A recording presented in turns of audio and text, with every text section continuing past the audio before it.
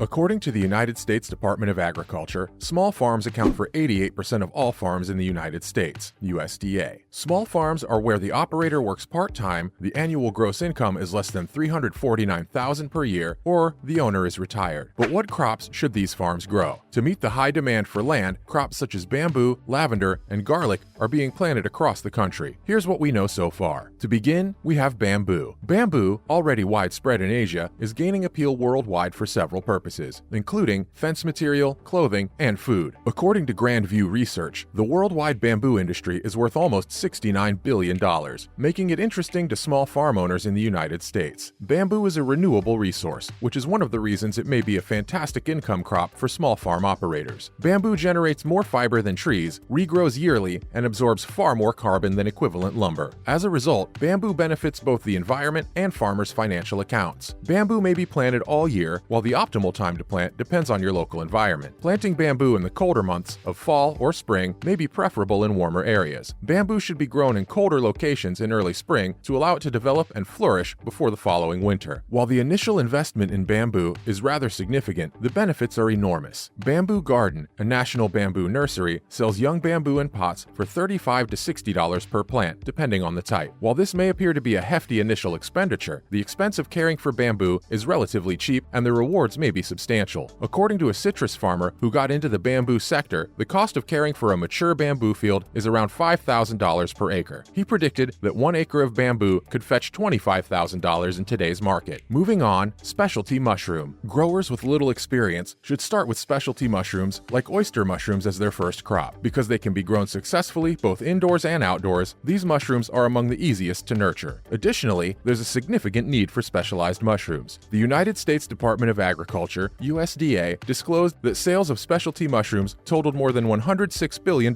for the crop season of 2017 through 2018. According to research by BizFluent, the initial costs associated with producing oyster mushrooms are relatively low. It should cost about $20 for 100 mushroom spores. And if you want to grow the mushrooms outside, you'll need freshly cut wood logs to grow them on. Because proper lighting and temperature control are required, cultivating cannabis inside requires a greater financial investment than outside cultivation does. It is essential to recreate conditions comparable to those present during the fungus's first growth, as these conditions were typical of those in which the fungus grew. Make sure the mushrooms are kept in the shade and the temperature is not very high, otherwise they might dry up. Farmers that grow mushrooms for fresh-cap mushrooms in Canada say that spring or fall is the optimal time to plant mushroom seeds. An article titled Morning Chores states that preparing oyster mushrooms for growth can be difficult at first. Still, after a colony has been created, the mushrooms can take care of themselves provided they have the appropriate amount of light, moisture, and environment. Next up, lavender. Depending on the species, a 500 square foot area might yield 12,000 pounds of mushrooms in a year due to the rapid growth and regeneration of fungus. At the USD's $4.06 per pound price, small farmers can make nearly $50,000 from their mushroom crop. Farmers who cultivate lavender may find that their efforts are well compensated. Although lavender is a Mediterranean plant, it may be successfully grown in other, better-suited regions, such as the Midwest. The ease with which this flower may be marketed to a diverse group of customers makes it a great choice for small farm owners. You may buy lavender already processed into essential oils, lotions, and soaps, or you can buy it fresh from a vendor. And the potential for profit in each area is staggering. It is anticipated that the lavender oil market will reach $124.2 million by 2024, as reported by Persistence Market Research. The National Center for Appropriate Technology estimates that 1 acre of common lavender may yield between 1,000 and 1,500 pounds of buds, NCAT. If offered to consumers or businesses, this might generate $6,000 to $15,000. It's more lucrative to distill essential oils and sell them to customers at retail. In terms of profit, 1 acre of common lavender can yield anything from $6,804 to $27,216, depending on the oil extracted. Following that, garlic. In recent years, there has been a rise in demand for garlic, and in 2017, the United States saw more than 500 million pounds of garlic sold wholesale. According to the findings of the Agricultural Market Research Center, the average price per pound for those sorts of garlic was $1.50. Planting garlic in the fall allows for easy care up to the summer harvest. Garlic should be planted in the fall, when When the first sprouts develop, you only need to water the crop a few times per week. Garlic planting might be initially more expensive than many other specialized crops. According to Modern Farmer, the cost of planting 1 acre with 1,000 pounds of music garlic, a variety of hardneck garlic with a flavor similar to pepper, can reach up to $18,000. After it's been harvested, magic garlic might earn you up to $100,000 per acre, resulting in a profit of $82,000. In addition, bulbs may be stored for use in subsequent crops, which results in cost savings related to crop replacement. Up next, Christmas trees. Due to early planting seasons a decade ago, fresh trees were scarce around the holidays. According to CNBC, the shortfall has led to prices per tree to rise, resulting in a short-term spike in demand. While supply is projected to level down once harvested crops are restored, the market is predicted to stay consistent. Conifers, such as balsam fir, Douglas fir, and blue spruce, can be used to grow Christmas trees. Creating a grove of any of these trees requires a significant initial expenditure. The initial expense of acquiring saplings will not be offset for several years, since a sapling can take 6 to 8 years to reach a height suitable for sale. While waiting for a crop to develop, it's critical to keep planting saplings so that there are plenty of trees to harvest each year. The profit margins are worth it when the trees are large enough to sell. Part-Time Money reported profit margins of up to 200%. Around 1,500 Christmas trees can be produced per acre, and the average price of a tree in 2017 was $73. According to research on tree purchases done with Square Software, 1 acre may provide roughly $109,500 for that price. According to the National Christmas Tree Association, one of the benefits of conifers is that they produce many seedlings that may be replanted for a future crop. After your first harvest, you may begin a new Christmas tree cycle without having to buy new seeds. Moving on, with that said, how can one create their very own small farm business plan? There are several elements to consider if you want to establish your farm. From deciding where to farm to put up a staff, even small farms require extensive preparation. You'll need to create a business strategy just as you would for any other venture. The USDA provides recommendations on its website to help new farmers learn how to farm. Among these suggestions are creating a legal framework for your farm and registering it as a company, obtaining the required permissions and insurance policies, investigating what resources may be available from state or federal agencies, making relationships with potential customers for your products, reviewing your business strategy with an advisor. Finally, more specifics on the small farm management plan. Besides a sound business plan, education is of great assistance when entering a market as competitive as this one. According to a survey conducted by the USDA, it is now more probable for new farmers to have completed 4 years of college than it is for seasoned farm owners. This suggests that people just getting started in farming apply what they learn in the classroom to real-world situations. The owner of a small farm may benefit from earning a bachelor's degree because it can help them better understand the business side of farming. In addition, to develop the necessary communication and analytical skills to grow their farm business and learn the science behind how a plant produces from a seed into a crop. An online bachelor's degree in agribusiness management from Illinois College is a fantastic place to begin your education if your goals include starting your small farm or working in the agricultural industry. If you have credits that may be transferred from another institution, you can finish your major coursework in as little as 1.5 years. Because of the flexible nature of our online format, you'll be able to successfully juggle the demands of your professional life with your academic pursuits. You have the opportunity to pursue a career in agricultural sales, farm management, or other vocations linked to agriculture with the USDA if you get a degree from Illinois College. Well, that marks the end of our video for today. We hope you enjoyed it. On your way out, make sure to hit that subscribe button for more content like this in the future. Thanks for watching.